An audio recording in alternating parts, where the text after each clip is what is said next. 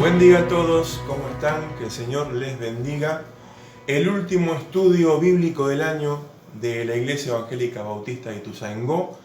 Hemos transitado todo este año, recordemos, el Evangelio de San Marcos, lo estudiamos a fondo como iglesia, y en este mes de diciembre tuvimos a nuestros maestros allí profundizando en el Adviento, Navidad, los relatos evangélicos de esta época tan, pero tan especial. Así que este año fue una bendición compartir San Marcos y los relatos ahora evangélicos de Mateo y de Lucas por nuestros maestros del ministerio. Quiero cerrar este año con algunos pensamientos más que bíblicos, siempre en base a la Biblia, ¿no? Pero más que bíblicos, teológicos. Quiero que juntos pensemos esto de la encarnación del Hijo, la encarnación del Hijo eterno de Dios, desde un punto de vista, desde la doctrina cristiana, desde la teología cristiana, y te pido que profundices, que prepares la mente, el corazón, para hablar de esto que es muy profundo, es un misterio de parte de Dios, y que vamos a charlar en estos minutos juntos. Mirá, sábado por la mañana, después de Nochebuena y Navidad, me gustaría que tengas ahí preparado al lado tuyo, como yo tengo preparado en esta mañana de sábado, mi matecito. Mirá, bien calentito, yo lo tomo amargo, no sé cómo lo tomás vos, pero mi mate siempre al lado cuando estudio, cuando estoy leyendo o cuando estoy compartiendo la enseñanza con la iglesia y con todos los que se hayan enganchado en este link. Así que, ¿qué te parece si empezamos a estudiar a fondo la encarnación del Hijo eterno de Dios? La primera pregunta que tenemos que hacernos es, ¿por qué Dios se hizo hombre? ¿Por qué este Dios se hace hombre? Bueno, otra pregunta, ¿no? La encarnación de este Hijo eterno, de este Dios, ¿era un acto arbitrario o era realmente necesario? ¿Se funda esta encarnación de Dios en la voluntad de Dios o en la esencia de Dios? Te dije que íbamos a pensar muchas de estas cuestiones. Mira, desde la tradición cristiana, ten en cuenta que hay dos respuestas posibles. Número uno, la encarnación del Hijo de Dios fue necesaria para reconciliar al hombre pecador, a vos y a mí. La respuesta número dos que da la tradición cristiana es que la encarnación del Hijo de Dios estuvo en la mente de Dios desde la eternidad, juntamente con la idea de ¿qué? De la creación del mundo. La creación fue como el marco, ¿sí? La creación de Dios allá por Génesis fue el marco y la preparación ¿para qué? Para la encarnación del Hijo eterno de Dios que estamos celebrando en diciembre. Mira, en el primer caso, yo te dije en el punto 1, la encarnación es una medida de urgencia, ¿sí? Viste, cuando tenés que salir corriendo por algo que es urgente y no te queda otra y vas y lo haces porque es de carácter urgente. Bueno, es una medida de urgencia que Dios adopta para remediar nuestra condición pecaminosa en el mundo. O como en el segundo caso que te dije, tiene su origen en el amor eterno de Dios que quiso comunicarse con nosotros a través de la encarnación.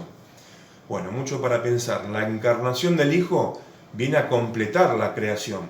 Acordate que hay dos cosas fundamentales acá. La creación de Dios y la encarnación de Dios. ¿Sí? Tened eso en mente. Entonces se dice que la encarnación del Hijo eterno viene a completar la creación de Dios, la creación inicial, ¿sí? Para que tengamos una especie de nexo entre lo humano y lo divino. ¿Quién? Cristo, el Hijo eterno de Dios. Y mediante la fraternidad que Él instituye entre los creyentes. Creación, encarnación, para que haya un nexo entre lo divino y entre lo humano. Ahí en el medio está el Hijo eterno de Dios, Jesucristo. La encarnación del Hijo representa entonces el fundamento de la nueva creación. ¿Quién va a hablar de nueva creación? A ver, haz memoria. Exactamente, la nueva criatura en Cristo. Pablo habla de esto. Creación, encarnación del Hijo eterno de Dios y ahora hay una nueva creación a partir del acontecimiento de Cristo, su encarnación, dar su vida en la cruz, la resurrección, su exaltación con el Padre. Eso desencadenó la nueva creación. Hay un teólogo por ahí que me gusta mucho que habla de Cristo como el nuevo ser. Y ahí entramos nosotros, en ese nuevo ser, nueva criatura, nueva creación. Ahora, el Hijo de Dios, pregunta fundamental que tenemos que hacernos, a ver a aquellos que les gusta pensar su fe y profundizar en esto. ¿El Hijo de Dios se habría encarnado si el género humano no hubiera pecado? Ah, ¿te la hiciste esa pregunta? A ver, mientras tomamos un matecito. Si no hubiésemos pecado el género humano, si hubiese encarnado igual el Hijo Eterno de Dios, ¿qué opinás? ¿Qué decís? Bueno, mira, algunos piensan que la encarnación afecta solo a las relaciones de Dios con el mundo, nada más. Dios y su relación con el mundo, la creación, allí eso es afectado, pero no afecta a Dios en su misterio, en su interioridad, como Dios trino, Padre, Hijo y Espíritu Santo. En ese misterio no fue afectado. Algunos piensan eso. Dios puede salvar a los pecadores mediante el envío de su Hijo, pero no está obligado a hacerlo. ¿Por qué? Porque uno de los atributos, desde la teología cristiana, de Dios es que Él es libre, es soberano, es sabio, omnipotente, omnipresente, omnisciente, y también es libre. Dios no estaba obligado a hacer esto de la encarnación y tampoco la creación. No estaba obligado a hacerlo. Algunos creen que su propia esencia queda intacta después de realizada la misión del Salvador, Jesucristo. ¿Escuchaste esa palabra? Esencia de Dios, esencia divina, el ser de Dios. Para nada dicen algunos que la esencia de Dios sufrió con el pecado del hombre. Y Dios no gana nada con reconciliar al mundo, dicen algunos teólogos. ¿Qué gana Dios siendo omnipotente, trascendente, siendo ese Dios que es? ¿Qué gana Él con crear y con encarnarse dentro de esta creación? Algunos teólogos dicen, no gana nada Él. Los que ganamos somos nosotros, que fuimos creados, fuimos salvados por el Verbo de Dios encarnado. ¿Te das cuenta? La encarnación del Hijo representa algo más que un simple medio para alcanzar un fin. Algunos solamente se quedan con la parte de que Jesucristo es mediador y nada más. ¿Jesucristo es el medio nada más? Algunos teólogos dicen, o también es el fin, como dirá una carta como Colosenses. El Hijo no es solamente un mediador y ya está. El Hijo también es fin, propósito, finalidad de la creación. Por eso hay que considerar el abismo que existe entre nuestra miseria humana y la gloria y la gracia de Dios, para medir todo el alcance de lo que Dios hizo por todos nosotros. Entre Dios y nosotros, entre la gloria de Dios y nuestra miseria humana, había un abismo insalvable. En la encarnación, ese abismo se achica por lo humano divino de Cristo Jesús. Cuando el ser amado, por ejemplo, se encuentra en estado miserable, el amor cobra la figura de misericordia. Pero el amor es anterior a esta figura de la misericordia hacia el amado. ¿Cómo explicamos esto? Por ejemplo, una mamá que ama profundamente a su hijo, lo amó toda su vida, desde que estaba en el vientre, siempre lo amó. Y ese hijo que creció, ahora es adulto, está, por ejemplo, sumergido en las drogas, o cayó preso, está en la cárcel, en la comisaría, o sufrió un accidente. No vemos a una mamá que va a amar a ese hijo bajo esas circunstancias porque está en esas condiciones. La mamá lo amó desde siempre, y es de puro amor que vemos que va a atenderlo y va a socorrerlo en alguna circunstancia de la vida. El amor es precedente. Con esta metáfora de una mamá que ama, y que haría cualquier cosa por su Hijo, Dios nos ama mucho antes de nuestra condición pecaminosa. La miseria del ser amado, nosotros, que Dios nos amó, constituye solamente la ocasión, no es la causa del amor.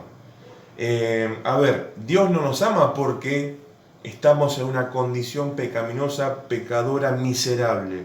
Nos ama desde antes. Su amor es precedente. La miseria mueve al amor a salvar al miserable, pero la pasión interior de Dios y el interés del amor de Dios viene antes. Qué glorioso esto, ¿no? El amor es precedente, está antes que cualquier condición pecaminosa que tengamos nosotros. Cristo nos ha salvado en esta encarnación del Hijo Eterno. Por eso, el amor no puede dejar de amar una vez remediado el estado de miseria del ser amado. ¿Vos te imaginás a Dios, te imaginás a Dios salvándonos, perdonando nuestros pecados con la obra redentora de Cristo en la cruz y diciendo, bueno, ya está, ya les arreglé el estofado, me vuelvo a mi eternidad, ya está, terminó mi trabajo, así que bueno, arréglense como puedan? No, nada que ver. Trajo el remedio, la solución, y ahora nos ama, desde siempre nos ama, pero ahora al haber remediado y solucionado eso, nuestro pecado, nuestra maldad, en la cruz, quiere permanecer con nosotros. El amor no puede contentarse con superar el pecado nada más. Vuelvo al ejemplo de la mamá que va a buscar a su hijo a la comisaría, al accidente, o alguna circunstancia dura la vida. ¿Te imaginas a esa mamá ayudando, librando a su hijo de esa circunstancia, diciendo, bueno, ya está, te ayudé, ahora mutis por el foro, me retiro, arreglate? No, ese amor continúa sosteniendo. Solo alcanza su meta después de superar las condiciones que hacen posible el pecado. El amor no solo quiere superar la muerte del ser amado, sino también quiere superar su mortalidad para estar con él eternamente y tenerle consigo para siempre. Dios se encarna no solamente para solucionar nuestros problemas y pecados, sino para solucionar realmente la raíz de lo que provoca el pecado y la muerte del ser humano. La encarnación del Hijo es la comunicación perfecta del Dios Trino al mundo. Por eso el pecado y la muerte, que son los grandes enemigos del ser humano, el pecado y la muerte, si tenés que sintetizar los grandes enemigos del género humano, son el pecado y todos sus derivados. El mal, la violencia, la injusticia, la desidia, el egoísmo, y la muerte, el último enemigo a vencer. Los dos grandes enemigos de la humanidad que Cristo Jesús en la cruz y en la resurrección venció para siempre.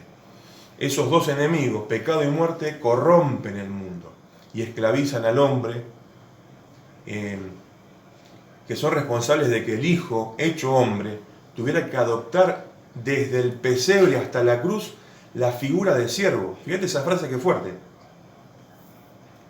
Mirá, el Hijo eterno de Dios se hace hombre y tiene que adoptar nuestra condición, ¿sí? Nuestra condición humana de pecado, de muerte, desde el pesebre hasta la cruz del Calvario. Y tiene que adoptar la figura de siervo para curar con sus sufrimientos y salvar con su muerte al mundo y a la humanidad.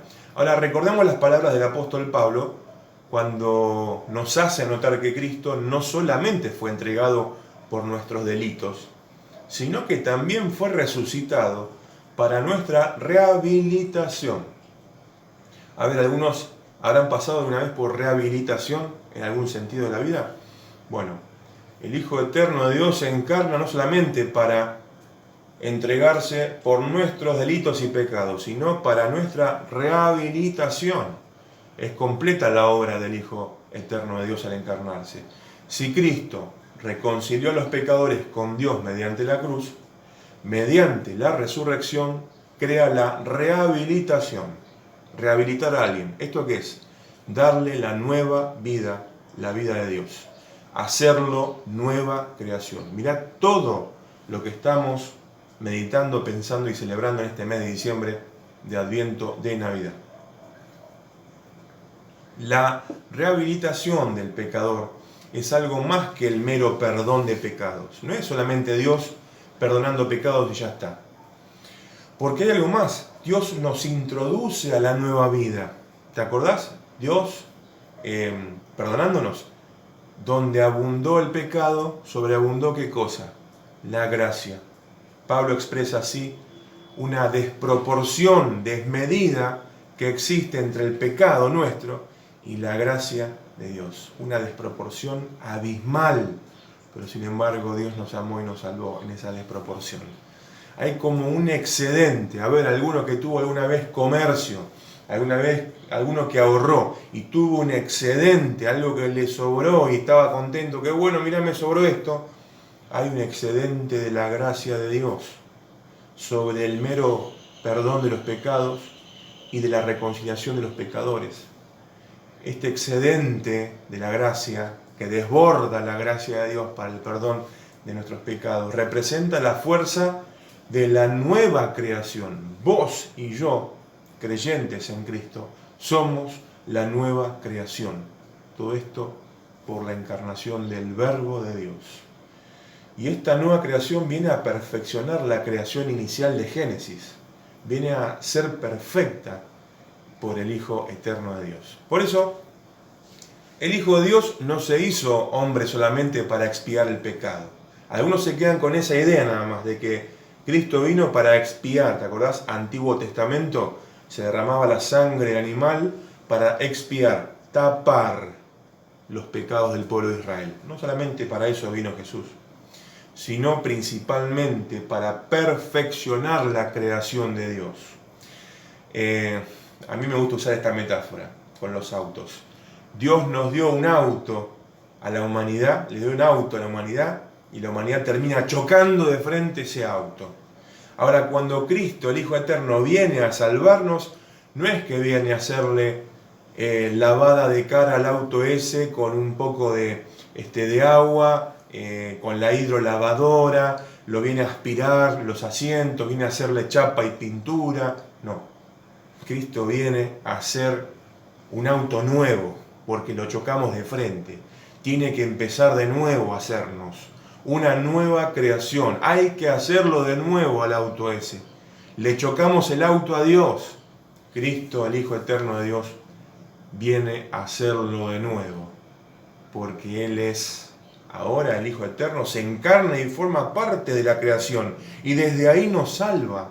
Es tremendo lo que hizo Dios, es tremendo este misterio bíblico, teológico.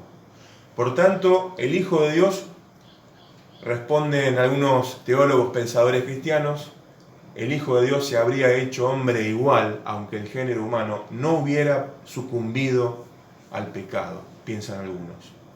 Pero te pregunto y me pregunto, ¿qué relación existe entonces entre la creación del mundo y la encarnación?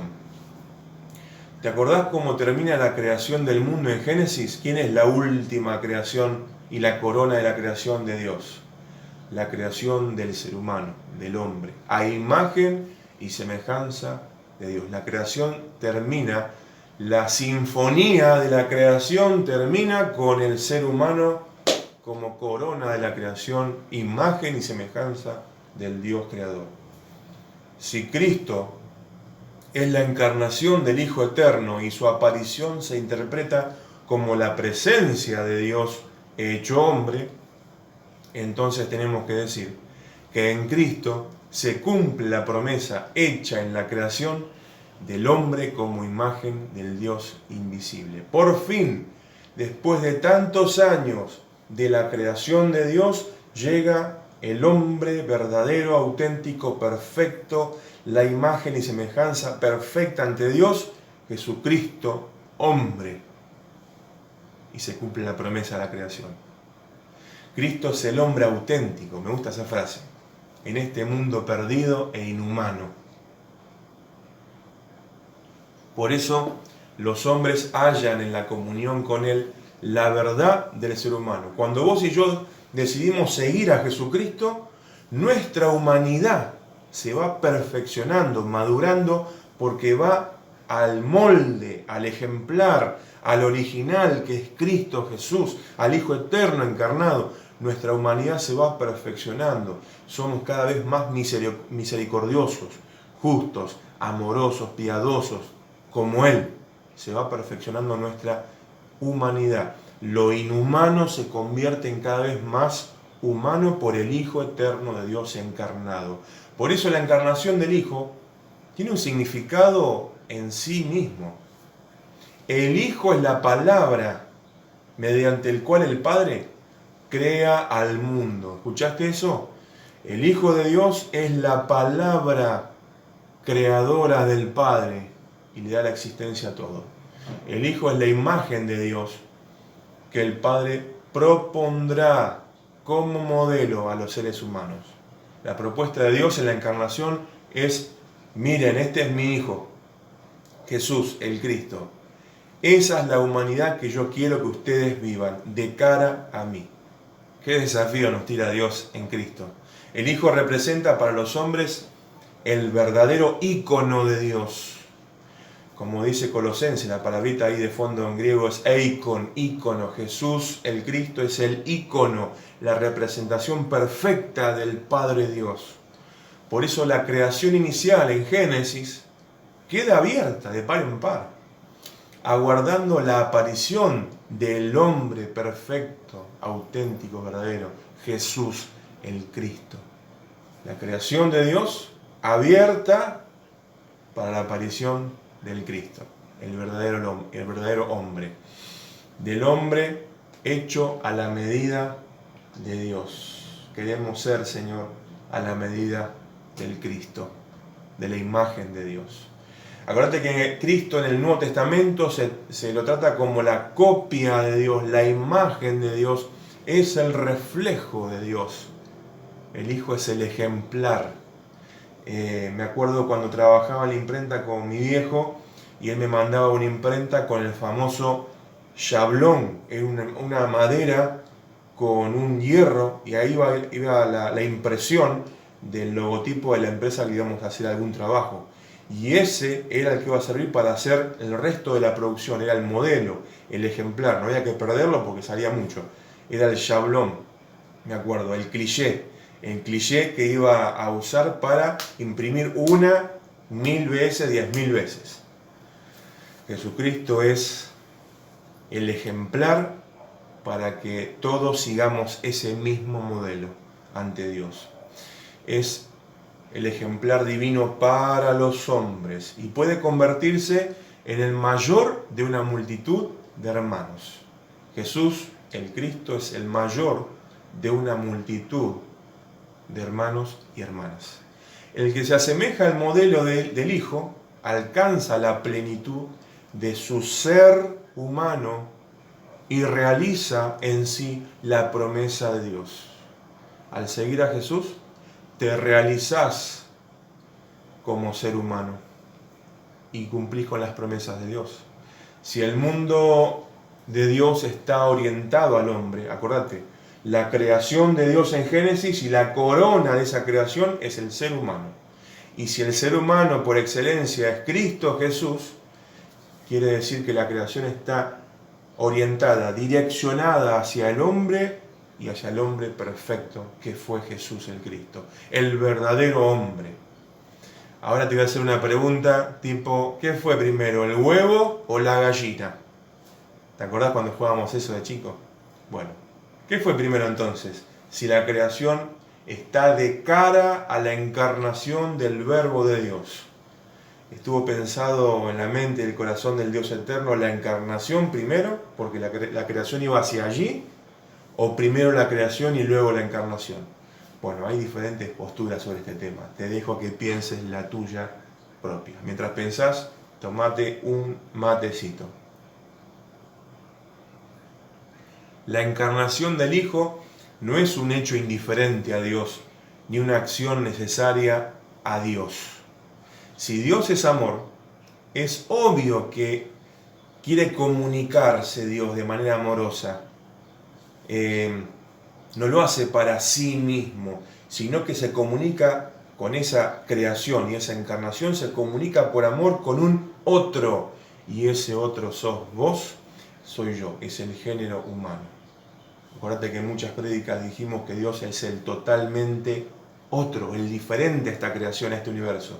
Cuando Dios se comunica con nosotros, igual, se comunica con amor con un totalmente otro, el género humano, en la creación y en la encarnación del Hijo Eterno Jesucristo. Qué profundidad este misterio. Por eso el Padre es feliz con la respuesta eterna que le da a su Hijo, en amor. Esa comunión que vemos en San Juan, ¿te acordás que el Padre y el Hijo uno son y quiere hacer a los discípulos también uno con ellos? Bueno, la respuesta del Hijo Eterno de Dios hacia el Padre en todo este proceso de salvación en la encarnación es un sí del Hijo en todo al Padre, una respuesta de amor. Y por eso la respuesta amorosa del Hijo es una respuesta libre. Algunos teólogos piensan, cuando Jesús está en el Getsemaní sufriendo, sudando ahí, que se tiene que ir a la cruz a morir y está entre el sí y el no, ¿es libre o no es libre? Humanamente es libre. Si no tenemos libertad no somos seres humanos. Y es la libertad que nos dio y nos proporcionó Dios. Y ese humano que estaba sufriendo en Getsemaní, Jesús de Nazaret, también era libre, pero su libertad decidió, en comunión con el Padre, su libertad, utilizarla y hacerla tendiente a los planes de Dios. Y el sí del principio del Evangelio, el sí de María, también se convierte en el Getsemaní en el sí de Jesús al plan eterno salvífico de Dios. Esto nos enseña a responder a nosotros de la misma manera, con la libertad del Hijo Eterno de Dios. Jesús nos enseña con esta libertad que tiende hacia el Padre a que nosotros como hijos e hijas de Dios también, con nuestra libertad preciosa, maravillosa, tengamos una tendencia hacia los propósitos y voluntad eternos de Dios. Y para terminar, unos pensamientos finales con respecto a el vaciamiento, despojo, anonadamiento de la condición divina del Hijo Eterno de Dios a su condición humana, Jesús de Nazaret, el Jesús histórico que vive como ser humano como vos, como yo. Eso en el Nuevo Testamento desde el griego se le llama kenosis. La kenosis es lo que habla Filipenses 2, el despojo y vaciamiento que sufre el Hijo Eterno de Dios para salvarnos. Entonces, en definitiva, la encarnación es la autohumillación de Dios. ¿Cómo el Dios, Rey eterno del universo, se autohumilla? Sí, lo quiere y lo desea así para salvarte a vos y a mí. La autohumillación de Dios para venir a nuestro medio, a nuestra historia, a la creación, para salvarnos desde ahí abajo. Esto conmueve. Dios llama a la existencia otra realidad y se limita a Dios a esta existencia de espacio y tiempo que vos y yo vivimos desde nuestra finitud humana. Él se limita, la imagen del gigante haciéndose pequeñito y agachándose para hablar de igual a igual, de par en par con el chiquito. Y mirá esta figura. Dios abdica, agarra la corona, se la saca, la pone ahí. Dios abdica de su omnipotencia para dar lugar a su imagen, al hombre. Mirá, estuve viendo en las últimas semanas con mi esposa una serie en Netflix, The Crown, ¿sí? La corona, habla de la historia de la corona de Inglaterra, del Imperio Británico, de Gran Bretaña, y muestra, bueno, las idas y vueltas de la familia, de la familia real. Y uno de los herederos de la corona británica abdica, rechaza la corona por amor a una mujer que terminan casándose y la corona británica rechaza a esa mujer ese casamiento y él, con tal de estar con esa mujer porque la amaba, cede la corona a su hermano.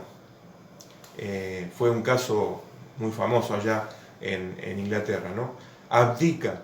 Con esa imagen de esa serie en Netflix, quiero decirte que Dios, con tal de salvarnos desde nosotros, se encarna y abdica, se saca la corona y se hace uno de nosotros, vaciándose por completo en su condición divina, la kenosis, el anonadamiento. Dios, el ser total y absoluto, se hace nada para salvarnos.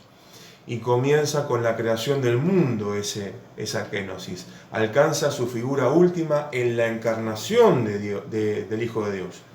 El Dios Trino, Padre, Hijo y Espíritu Santo, se colocan en una situación limitadísima, finita, como la tuya, como la mía. Qué grande es Dios. No solamente Dios se amolda a esta realidad humana, sino que la acoge en sí y hace de ella una parte de su propia vida eterna. Esto es tremendo. Así pasa a ser el Dios humano, lo divino, lo humano, lo divino en Cristo. La autohumillación de Dios se consuma en la pasión y en la muerte de Jesús el Hijo. Dios no solo participa de nuestra finitud humana, sino también en nuestra situación de pecado, en nuestra situación de alejamiento de Dios. Dios viene a participar de todo eso.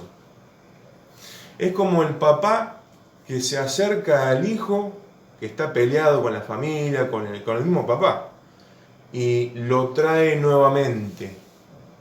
Pero no es solamente ir a buscarlo y traerlo, sino que al papá le interesa saber las razones por las cuales ese hijo se alejó.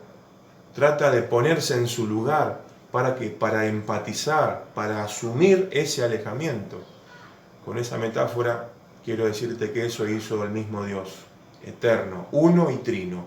Dios no solamente participa en esta situación nuestra, la acoge y la hace propia en su vida eterna. Y todo esto sirve para la reconciliación, para la redención del hombre. Pero significa también que Dios se hace solidario. ¿Viste que hoy se habla mucho de solidaridad en la pandemia? Bueno, con ese término me gusta jugar y decir con el lenguaje, Dios, al ser uno, no es un Dios solo, no es un Dios solitario. ¿A cuántos les gusta jugar al solitario? A mí me enseñó mi abuela a jugar de chico al solitario. No había nadie para jugar al truco, al chinchón, a la escoba del 15. Bueno, solitario. Dios no es un Dios solitario, sino que es un Dios solidario con los hombres, con el género humano. Es solidario. La encarnación de Dios hacia afuera de sí mismo para la creación también es autohumillación hacia adentro de Dios. ¿Por qué? Porque el Dios omnipotente se vacía, se despoja para salirse de sí mismo y salvarnos dentro de la creación. ¡Qué misterio! Por eso la encarnación afecta, para algunos teólogos, a las relaciones íntimas del seno de la Trinidad. Algunos dicen Dios es inmutable y no cambia y no pudo haber cambiado por la encarnación, la cruz, la resurrección. Otros teólogos dicen, sí, Dios en sí mismo, en su misterio, en su interioridad como Dios Trino, ha cambiado porque ha abrazado y aceptado en Cristo a toda la humanidad en su salvación, redención, rehabilitación, reconciliación. También esto puede ilustrarse con la imagen del amor. El amor que se da a sí mismo necesita de una respuesta para ser feliz. Amar porque sí, no necesita una reacción del otro para ser feliz. Pero el Padre solo puede esperar de su imagen y semejanza en el mundo una respuesta libre. El Padre Dios está esperando que dentro de la creación aquellos que son imagen y semejanza de Él den una respuesta libre de su amor. Para hacerla posible, el amor debe abrir un espacio de libertad al amado. El amor debe aguardar con paciencia esa respuesta. Dios es paciente y espera nuestra respuesta libre y en amor, y como hechura suya y como criatura suya está esperando esa reacción de parte nuestra ante esta salvación. Dios no lo puede imponer por la fuerza. porque Dios, así como es libre, también nos hizo a nosotros libres. Dios se limita, se despoja para hacer posible la libertad y el amor correspondido libremente. De vuelta, Dios abdica, se saca la corona, la pone allí, guarda la cajita, abdica de su omnipotencia porque confía en nuestra respuesta libre como seres humanos. Dios sale al encuentro del ser humano, no en forma divina, sino en forma humana. Cristo Jesús, el Hijo eterno de Dios, hecho humano y crucificado. Esto significa una limitación desde la perspectiva de un Dios omnipotente. Pero a la luz de la bondad de Dios significa apertura. Su fuerza aumenta, ¿dónde? En la debilidad de la encarnación y de la cruz. Por eso la doctrina tradicional cristiana de la kénosis, el vaciamiento de Dios, solo ha visto un lado de la autolimitación, del autodespojo, de la autohumillación de Dios. Pero se olvidó de algo, este pensamiento cristiano de la kénosis. Las limitaciones del Dios Trino en esta encarnación que estamos celebrando en diciembre, adentro de Dios, son en realidad apertura al mundo y al hombre, a nosotros. Lo que Dios en su interioridad llama quizás autolimitaciones, autodespojo, autohumillación, resulta ser para nosotros la apertura de Dios para con nosotros en el Hijo eterno de Dios. Qué lindo esto. Dios nunca es más grande que cuando se humilla. ¿Un Dios que se humilla? Sí, en Cristo, en la encarnación, al venir en estas limitaciones, finitud, debilidad humana, Dios se humilló. Y ahí Dios es más grande. Dios nunca es más grande que cuando se humilla. Qué grande es nuestro Dios. Escuchad, nunca es más espléndido que cuando se reduce a la impotencia. ¿Cómo? Mirá. Dios omnipotente, creador y soberano de todas las cosas, ¿cuándo es que más brilla y más espléndido es ese Dios? Cuando se viene a la impotencia humana y muere en una cruz. Ahí es cuando más brilla y espléndido es nuestro Dios. Y finalmente, nunca es más divino que cuando se hace humano. Porque en la humanidad de Jesús, cómo vivió, cómo habló, cómo amó, cómo fue de cara al Padre y de cara al prójimo, vemos lo divino, vemos lo de Dios. En este Hijo eterno, Verbo, Logos, encarnado en nuestra creación para salvarnos y llevarnos y conducirnos a una buena relación ante el Padre. La encarnación de Dios, Adviento, Navidad, hay mucho más para pensar como te das cuenta. Hoy, desde una perspectiva teológica, desde la reflexión teológica cristiana, vimos que hay mucha profundidad en la encarnación del Hijo eterno de Dios en medio nuestro. Mirá, cerramos este año de estudios bíblicos, pero después de una pausa en enero, vamos a retomar allí por febrero, marzo, con un evangelio que se las trae. A ver,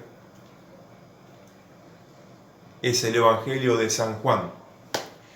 2021 nos espera el estudio profundo y durante todo el año 2021 el evangelio que los cristianos llaman el evangelio de la contemplación, el evangelio de la espiritualidad. ¿Te gustaría trabajar, reforzar en tu espiritualidad mucho más que el 2020? Bueno, 2021 nos espera el estudio del Evangelio de San Juan, un evangelio súper profundo para pensar, estudiar y renovar nuestra espiritualidad y contemplar a este Hijo eterno de Dios que ha caminado en medio nuestro y sigue caminando en medio de la comunidad de creyentes. Así que prepárate. Yo te diría que en el verano vayas leyendo de a poquito el capítulo 1 de San Juan, el 2, el 3, ¿sí? Anda leyéndolo porque nos vamos preparando para el 2021. Cerramos este año de estudios bíblicos. Que el Señor te bendiga, sigamos profundizando en la palabra de Dios porque allí encontramos a Dios, encontramos a Jesucristo, encontramos al Espíritu Santo de Dios que nos sigue hablando. Aún en tiempo de pandemia, Dios sigue hablando a través de su palabra. Que el Señor te bendiga grandemente.